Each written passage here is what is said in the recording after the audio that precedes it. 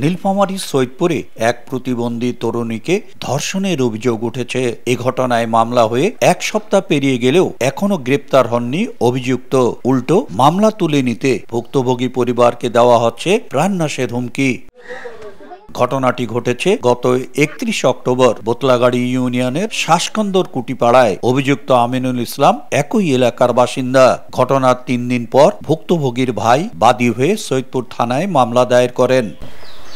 এলাকাবাসী সূত্রে জানা যায়, বিস্কুট কিনে দেওয়ার প্রলোভন দেখিয়ে পরিত্যক্ত বাসায় নিয়ে ভুক্তভোগীকে ধর্ষণ করা হয় এবং বিষয়টি কাউকে জানালে প্রাণনাশের হুমকি দেওয়া হয়। অভিযুক্তকে দ্রুত গ্রেপ্তারের দাবি জানিয়েছে পরিবার ও এলাকাবাসী। তো টাকা দিন কাকু করতে, তো তাতে করতে মাই ফেম তো পুতু থুন, তো ভাই কমনে তো তাতে কমনে তো মাই ফেম তো পুতু থুন।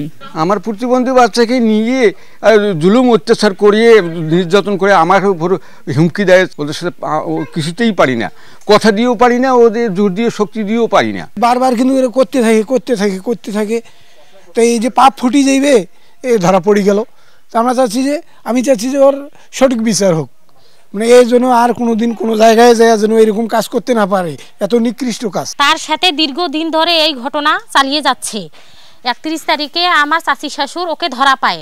ধরা পাওয়ার পর ও ছুটাছুটি করে পালিয়ে যায়। আমরা তো সবাই জানি প্রতিবন্ধী মেয়ে, এখন তার বিচার আমরা চাই। যখনই ধরি ফেলাছি তখন ওই আমার দুই সেনা জুড়ে আসিয়া আমার ডাং শুরু করেছে। যখন শুরু করছে তখন আমি এখানে ধরছি, তো এটা কামড় মারছে। আগে থেকে বলছিল, আমরা বিশ্বাস করি না। এখন যেহেতু কথাটা প্রকাশ হয়ে গেছে ঘটনাটা, তা আমরা কিন্তু এর একটা সুস্থ বিচার চাই। কখন যে দুর্ঘটনা ঘটাবে ঠিক নেই বাবা, আমরা খুব ভয় করে চলেছি। এই কাজ যেটা হয়তো এইটা আমার যখনই ধরা পাইছে তখন আমরা খুব ভয় করে চলেছি, ওইদিকে যাবারই পাইছি না ভয়তে।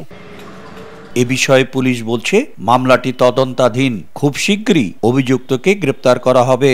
বর্তমানে উক্ত আসামি পলাতক থাকায় গ্রেপ্তার করা সম্ভব হয় নাই, কিন্তু তাকে গ্রেপ্তারের জন্য একাধিক পুলিশ অফিসার মোতায়েন করা হয়েছে। খুব শীঘ্রই তাকে আমরা গ্রেপ্তার করে আইনের আওতায় আনতে সক্ষম হব।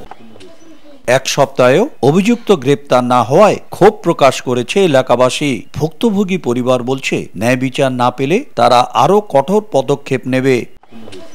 শাকির হোসেন বাদল, সময় সংবাদ, নীলফামারী।